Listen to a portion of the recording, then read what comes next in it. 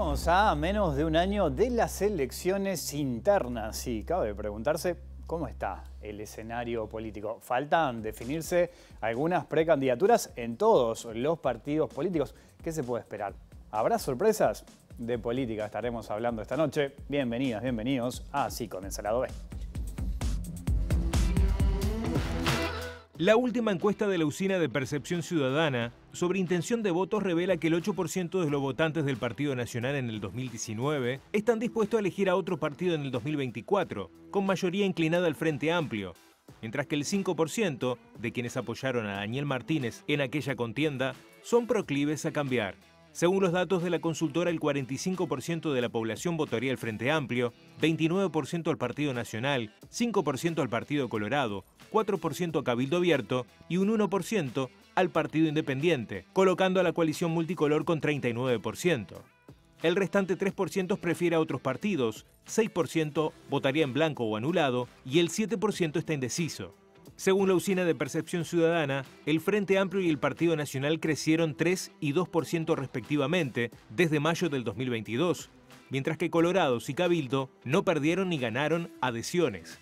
El informe señala que la izquierda tiene ventaja en todas las franjas etarias, teniendo su nicho entre los 45 y 59 años, con 57% de respaldo, contra 25% de blancos o 31% de la coalición oficialista en conjunto. Finalmente, al comparar la intención de voto con 2019, 5% de quienes apoyaron al Frente Amplio estarían dispuestos a cambiar, mientras que 6% de quienes lo hicieron por blancos, colorados o cabildantes lo harían por la izquierda y 2% por otros partidos. De política estaremos hablando esta noche en Lado B, en la pantalla de TV Ciudad, con Diego Luján, doctor en Ciencia Política, docente. Diego, es un gusto recibirte. Bienvenido a Lado B. ¿Cómo andás? Bueno, muy bien. Muchas gracias por la invitación. Bueno, estamos a menos de un año, ¿no?, de las elecciones internas. Cuando decimos elecciones internas hay que decir elecciones primarias. Se juegan muchas cosas, es una instancia clave. Después sí, podemos pensar en octubre y noviembre, pero es un partido importantísimo. Hay algunas precandidaturas confirmadas, después vamos a hablar de otras que no, pero uno imagina que pueden llegar a ser. Vamos a meternos en las internas de cada uno de los partidos. Pero a nivel general, ¿cómo proyectás esa instancia? Falta mucho, ¿no? Pero bueno, de esta elección interna y primaria. Bueno, efectivamente es el primer paso de un ciclo electoral que tiene casi un año de duración en Uruguay. Y por lo tanto es el primer momento donde se empiezan a poner en juego las carreras políticas de los líderes, de los integrantes de los partidos, donde ponen en juego la ambición política y donde apuntan a los cargos que es necesario llenar, cargos de gobierno. Y por lo tanto, además de eso, tú bien decías recién, las elecciones de junio son elecciones internas y primarias, en el sentido de que desde el punto de vista de las internas, dirimen la disputa del poder dentro de los partidos políticos. Los partidos políticos son actores colectivos complejos que tienen una multiplicidad de grupos dentro y por lo tanto esos grupos se disputan el control del poder o el control de ciertos ámbitos de poder dentro del partido. Así que eso se dirime no únicamente, pero casi que principalmente en las internas. Y tiene también, como bien decías vos, la función de primarias porque seleccionan candidatos, ¿sí? Nosotros estamos acostumbrados a escuchar la palabra de primarias, por ejemplo, cuando analizamos la elección de Estados Unidos, ¿no? Claro. Aquí la función es la misma, es la de nominar candidatos a la presidencia en este caso, y además eligen obviamente los órganos deliberativos nacionales y departamentales, que son los que formalmente tienen la función de elegir o de nominar candidatos a la vicepresidencia o incluso los candidatos a la presidencia cuando no se cumplen algunos de los previstos en la ley, ¿no? Así que es un asunto importante en la vida de los partidos y en la vida también de la democracia. Bueno, hablando de eso mismo, ¿no?, de lo importante que es, pensaba que en la última elección, 2019, se presentaron 15 partidos, 28 precandidatos, y también se jugaron cosas claves, ¿no? Porque, por ejemplo, algunos partidos no superaron los 500 votos, y pienso en el Partido de la Concertación, que para la coalición de gobierno era muy importante. No hubo ingeniería electoral, política, llamémosle como quieras, no se alcanzó eso. Por eso digo que también en esa importancia se juegan otras cosas, ¿no? Sí, sí, tal cual. A ver, entre las cosas que se juegan está precisamente esa, ¿no? Los partidos para seguir en el ciclo, dijimos que es un ciclo que tiene un año, tiene elecciones en octubre, eventualmente tiene elecciones en noviembre y luego el ciclo culmina con las elecciones departamentales. Todo ese ciclo está atado a que los partidos en ese primer momento, que son las internas, hayan cosechado al menos 500 votos para poder seguir de largo en esa carrera. pasa siempre, en todas las elecciones internas, pasa que hay partidos que no llegan a los 500 votos. El ciclo pasado fue notorio el caso de la Concertación, porque bueno, era la apuesta de los partidos que finalmente terminaron conformando la coalición de gobierno a nivel nacional para competir en el ámbito departamental. Y claro, bueno, terminó siendo el Partido Independiente el lema, en realidad. Claro, tuvieron que competir bajo el lema del Partido Independiente aquí en Montevideo porque, bueno, no se llegó a los 500 votos. Allí lo que es importante destacar es que aquellos que vayan a integrar un lema como el que en su momento fue el Partido de la Concertación, de alguna manera quedan inhabilitados para competir por otros partidos. Entonces, tampoco es del todo simple encontrar gente dispuesta, digamos, a integrar las listas para los órganos, deliberativos. Porque, bueno, hay gente que de alguna manera puede llegar a ver truncada su ambición política en el futuro inmediato, ¿no? Te propongo, Diego, mirar las internas de los partidos, ¿no? Empecemos, si te parece, con el Partido Nacional, que es el partido que hoy lidera la coalición de gobierno. Tiene distintos desafíos. Bueno, por un lado está confirmada uno imagina la candidatura, la precandidatura de Delgado, la de Raffo, que ya se confirmó, hay que ver si hay alguna tercera también. En cuanto a los desafíos, planteo que ya no hay nombres históricos. No está Larrañaga, obviamente, no está la calle Herrera. Le puedo sumar a la calle Pou, que es el actual presidente, ¿no? Entonces ahí también se le presentan algunos desafíos interesantes al Partido Nacional. Sí, tal cual. Lo que pasa con el Partido Nacional hoy en día es algo parecido, si se quiere, a lo que le pasó al Frente Amplio en la elección del 19, ¿no? El hecho de estar en el gobierno implica que bueno, el presidente en ejercicio no puede competir, hay que buscar dentro del partido una suerte de renovación, que en este caso va a ser una renovación parcial, ¿no? En el sentido de que el presidente va a continuar teniendo, me da la impresión, un papel importante dentro del partido, ¿no? Nadie espera que el actual presidente pase, digamos, a cuarteles de invierno. Es un hombre relativamente joven, cuya inserción en la política tiene ya sus años, pero me parece que todavía, digamos, hay que ver cuál es el espacio que él se decide ocupar o que el partido, digamos, le habilita, ¿no? Entonces, pero más allá de eso, efectivamente, si uno mira hacia atrás las últimas elecciones, cuesta encontrar una elección, y yo diría que, si no me equivoco, es la primera en donde alguno de estos tres nombres que tú repasabas recién no va a estar presente, ¿no? Por distintas razones. Sí, sí. Y por lo tanto, la renovación implica eso, ¿no? Encontrar candidatos o candidatas que puedan competir con seriedad por el partido. Creo que el Partido Nacional tiene esos nombres. Allí la figura de Delgado aparece claramente como mucho más asociada a la continuidad. Digamos, me parece que es claro que es como la primera preferencia del presidente. Aparece allí también un desafío como el de Laura Raffo, una candidata relativamente nueva que ha tenido alguna experiencia electoral compitiendo por Montevideo, pero digamos es la primera vez que en principio hace el salto a la política nacional. Y me parece que va a tener va a tener que resolver el dilema de cómo plantear una diferenciación con Delgado sin dejar de, de alguna manera elogiar los logros del gobierno, ¿no? Me parece que es una posición un poco incómoda, la del desafiante interno, cuando hay claramente una continuidad en uno de los candidatos, ¿no? Es una interesante mirada esa que le ha pasado incluso al Frente Amplio en otras ocasiones. Claro. O sea, cómo competir en una interna del partido que gobierna sin criticar al gobierno, digamos, ¿no? Es una situación no de fácil resolución. Digamos, habría que ver cuál va a ser la estrategia electoral, pero me parece que en principio al menos se enfrenta en un primer momento a ese dilema. Podrá resolverlo de mejor o peor forma, pero digamos, ese dilema va a estar ahí planteado porque la gente que valora la gestión de gobierno tiene en Álvaro Delgado una opción muy clara de continuidad. Entonces ahí, bueno, hay que ver cómo se dirime ese dilema dentro de la competencia del Partido Nacional. Bueno, hablando de competencia del Partido Nacional, siempre hay como algo instalado de que tiene que haber una candidatura wilsonista, ¿no? A veces no se cumple eso, de hecho, cuando uno mira algunas experiencias. ¿Qué lectura tenés sobre eso?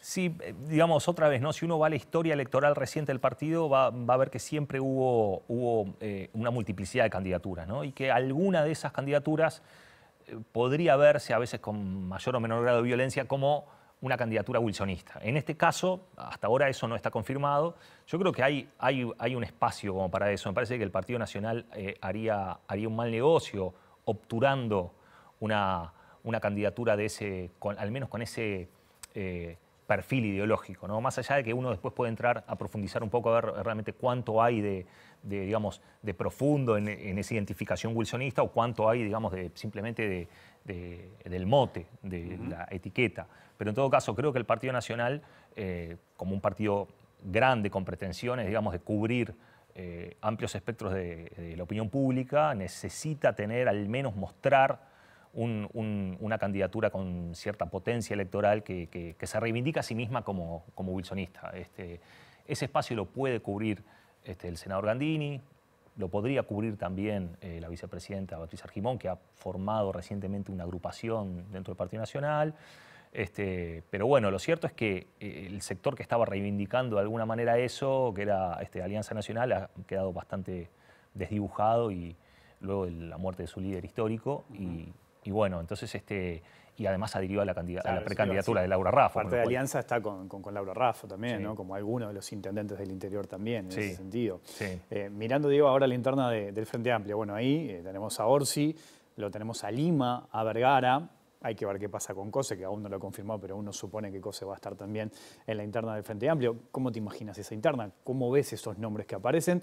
Que repite en principio 4, ¿no? Los mismos 4, no los 4, digo, la cantidad de la anterior, con la diferencia de que no está Andrade, y en este caso aparece Lima. ¿Qué lectura haces de eso?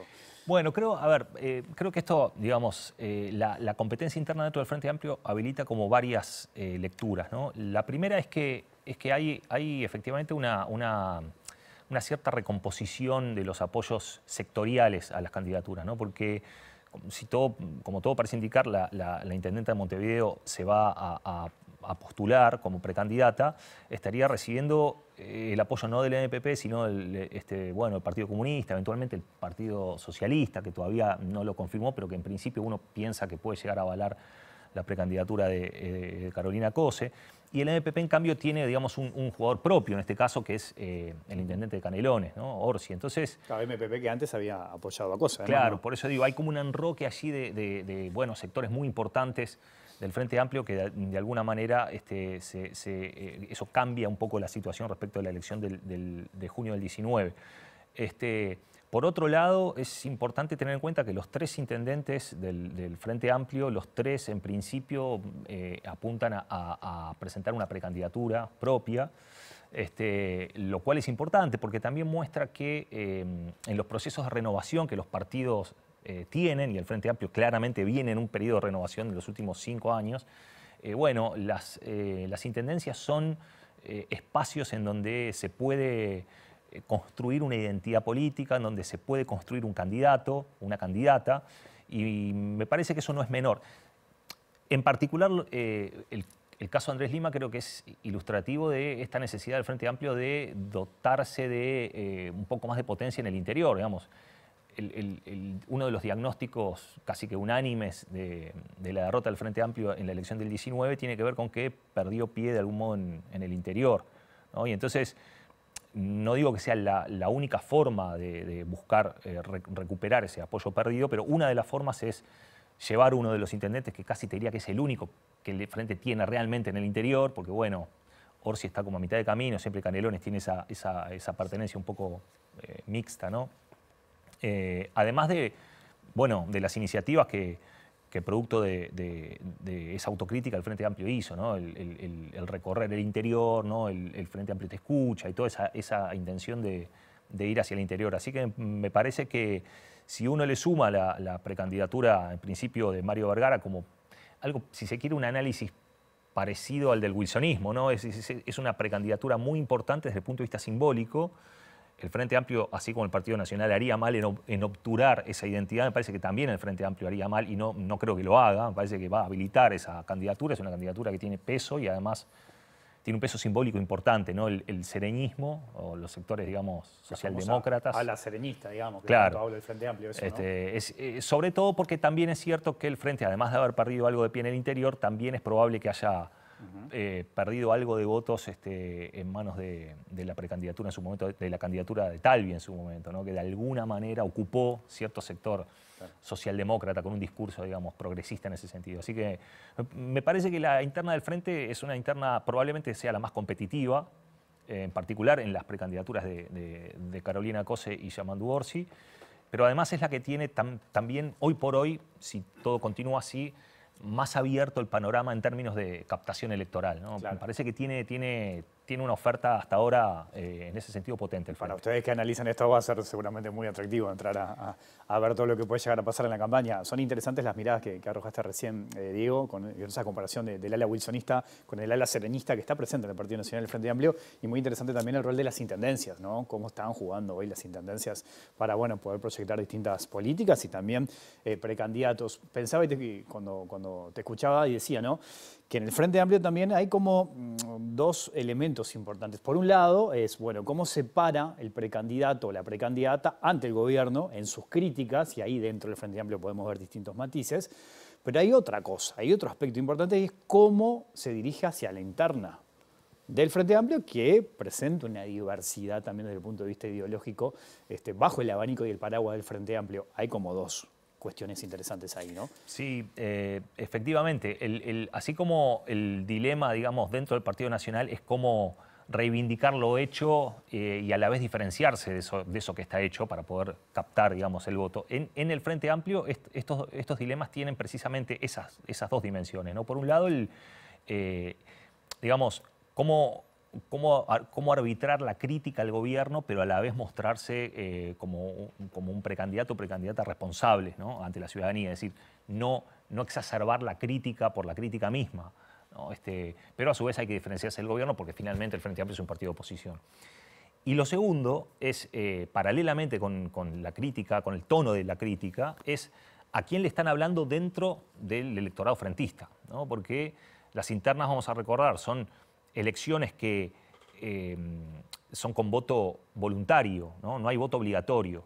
Entonces, el hecho de que el voto sea voluntario hace que, en principio, quienes tengan mayores incentivos para ir a votar son aquellos que tienen preferencias más intensas, ¿no? Digamos, siempre se suele decir que, bueno, es una elección más de aparatos, ¿no?, y de estructuras territoriales, de liderazgos locales, que son los que movilizan la gente a las urnas. Pero también ese efecto digamos, de movilización electoral proviene de los incentivos que los votantes tienen para ir a votar. Un votante muy moderado, de pronto, en realidad tiene una preferencia un poco débil, ¿no? Le da un poco lo mismo. Ahora, un votante más intenso, más izquierdista, en el caso del Frente Amplio, tiene más incentivos para ir a votar porque le va más en juego, ¿no?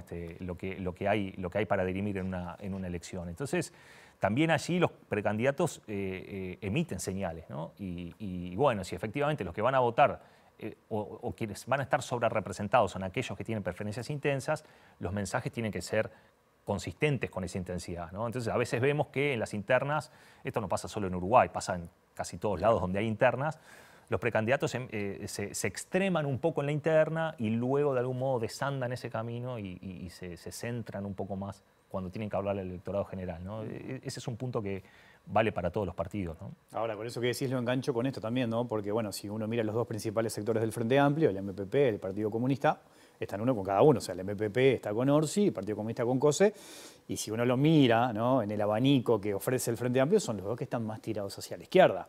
Eso es interesante analizarlo porque, sí, ¿qué pasa? También, si uno mira hoy los discursos y analiza los discursos de Orsi y de COSE, encuentra diferencias. Quizás el de Orsi un poco más moderado y quizás el de COSE un poco más firme, con más crítica directa al gobierno, ¿no? Sí, yo creo que efectivamente, si uno observa el desempeño discursivo, pero además en las señales y en los actos que los candidatos emiten, uno diría, COSE parece estar mucho más alineada con esta idea de que la crítica en la primera dimensión y las señales de intensidad ideológica en la segunda dimensión son más consistentes con el apoyo sectorial que recibe, ¿no? En el caso de Orsi tiene, digamos, hay cierta inconsistencia entre su posición personal.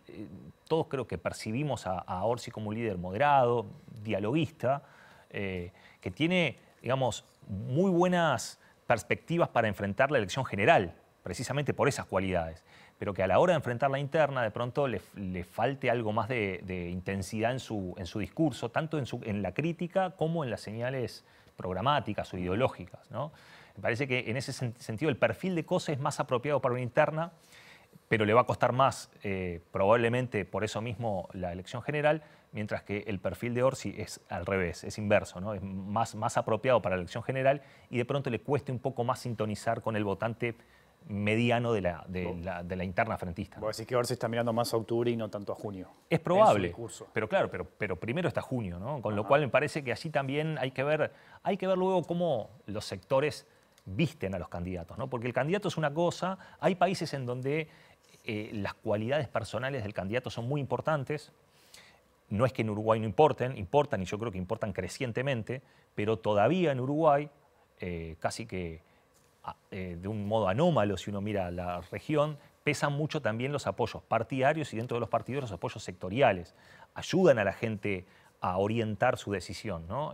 Para la gente no es trivial qué sectores apoyan a los candidatos, ¿no? Entonces me parece que aquí va a haber un mix entre las cualidades de los candidatos, de las que hablábamos recién, pero también de las señales que emiten los sectores que apoyan a esos candidatos para terminar de configurar un poco la dinámica de la competencia. Hay otro elemento importante que manejabas recién, que es el nivel de participación en la interna, cercano al 50%. Hay unos ejemplos internacionales que ha aumentado en algunas elecciones. No sé si eso se podrá llegar a dar acá en el Uruguay, ¿no? Bueno, habría que ver porque efectivamente, las elecciones más recientes en la región, estoy pensando sobre todo en países como Chile, recientemente Guatemala, o las elecciones subnacionales de Argentina, también de este año, no tiene por qué replicarse en Uruguay, pero digo, si uno mira ese panorama más próximo, muestran niveles crecientes de abstencionismo, ¿no? Entonces, uno podría decir, bueno, la cultura política del Uruguay es particular, no tiene por qué replicarse eso, finalmente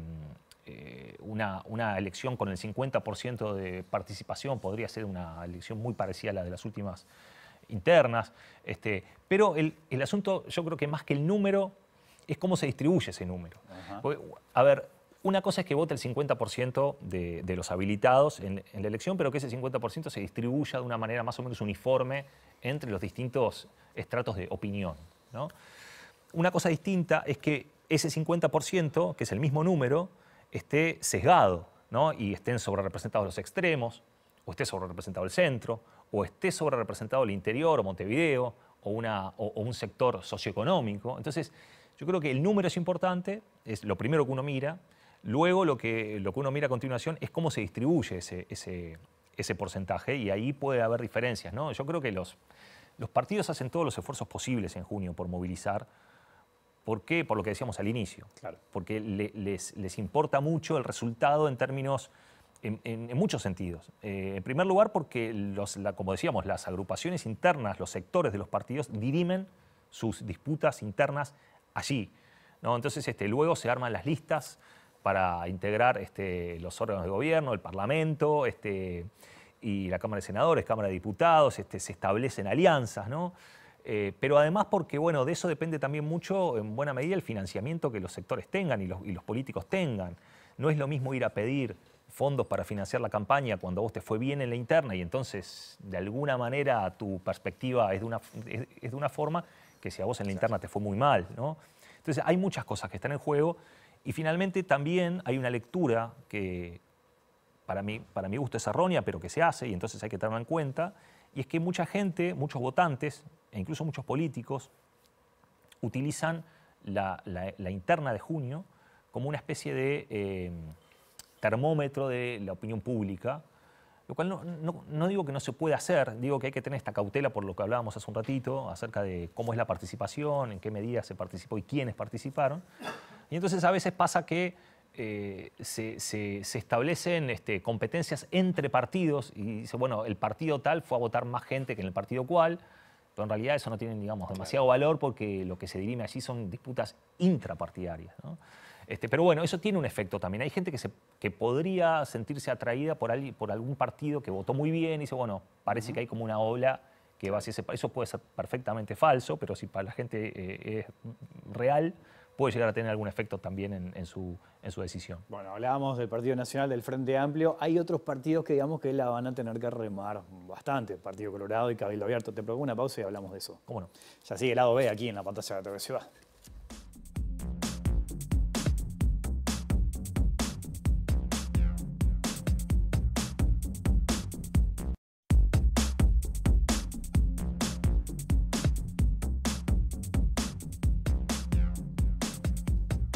Seguimos en lado B aquí en la pantalla de TV Ciudad conversando con el docente y doctor en Ciencia Política Diego Luján. Nos quedó pendiente, ¿no? Partido Colorado, Cabildo Abierto. En el caso del Partido Colorado aún no se sabe cuáles serán los precandidatos. Suena el nombre de Bordaberry, suenan otros, ¿no? Burméndez, por ejemplo, Robert Silva, que tiene el apoyo de Ciudadanos.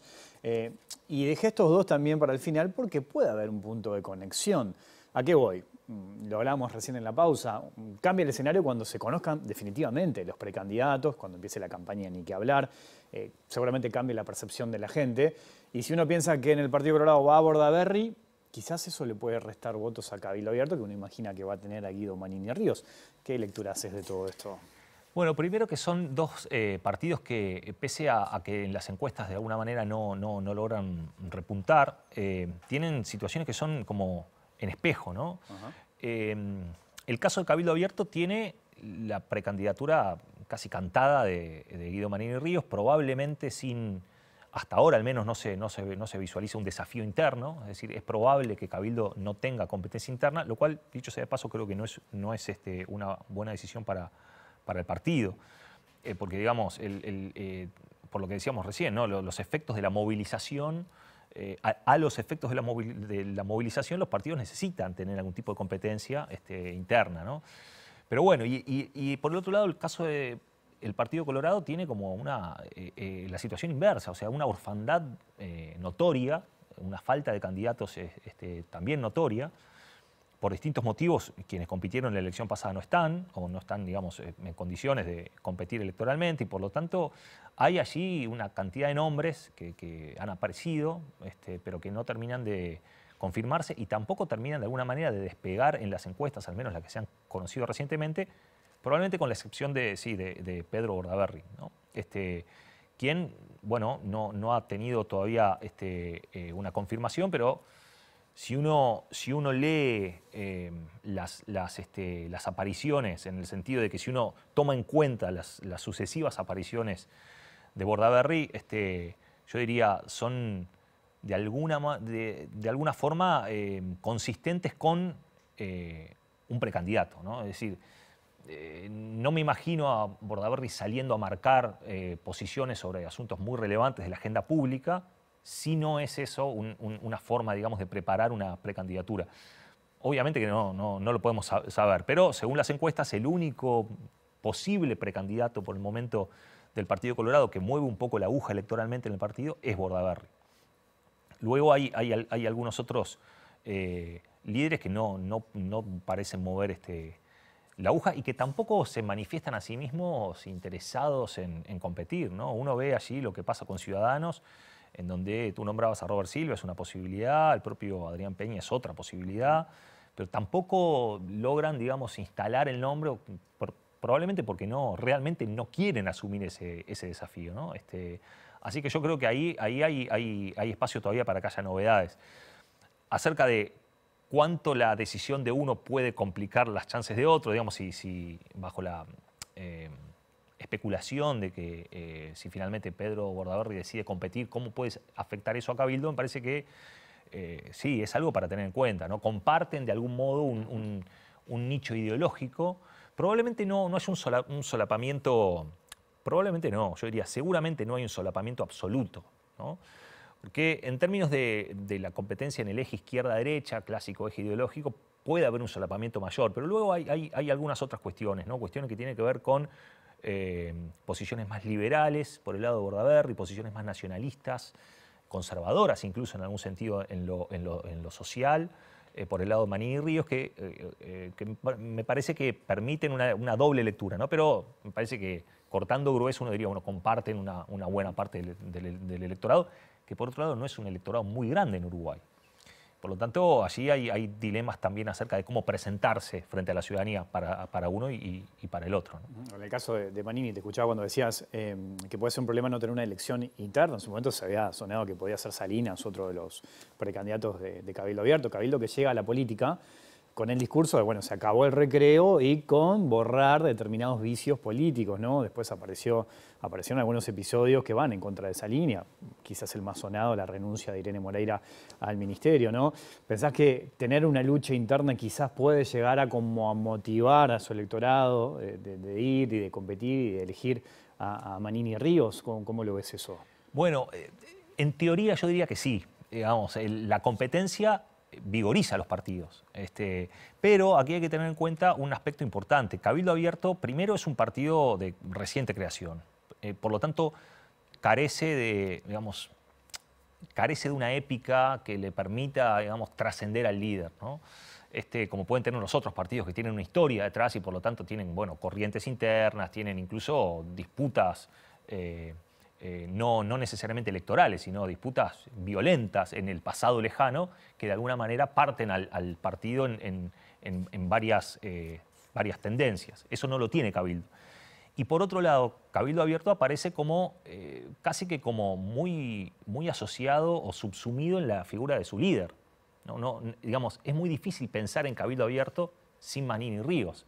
Entonces, eso hace que los partidos de tipo personalista, como por el momento es Cabildo Abierto, tienen muchas dificultades para desafiar al líder. Por un lado, es muy difícil pedirle el voto a los votantes de Cabildo desafiando al líder. Y por otro lado, tampoco hay demasiado espacio probablemente interno. No es solo una cuestión de qué tipo de mensaje uno tira hacia afuera, sino cómo se procesa internamente los desafíos. Los partidos tienen que ser, para que exista competencia interna, los partidos tienen que tener grados de apertura interior que les permitan expresarse a las corrientes. Y no es lo que hemos visto, al menos hasta ahora, por el lado de Cabildo. Obviamente podría cambiar, pero hasta ahora lo que hemos visto es un partido que está muy fuertemente, digamos, dominado por la figura de su principal líder. Me parece que eso, que puede haber sido algo bueno en la elección anterior, probablemente le esté jugando en contra, además de los casos que tú recién mencionabas, de ciertos desmanejos que para la opinión pública pueden llegar a haber sido también importantes y pueden haber tenido su impacto, ¿no? Diego, te agradezco mucho tu visita esta noche a la OE, la seguiremos seguramente en otra ocasión, ¿eh? Bueno, muchas gracias por la invitación. Hasta la próxima. Nos vamos, volvemos mañana después de las 20 horas. Que pasen bien, chao.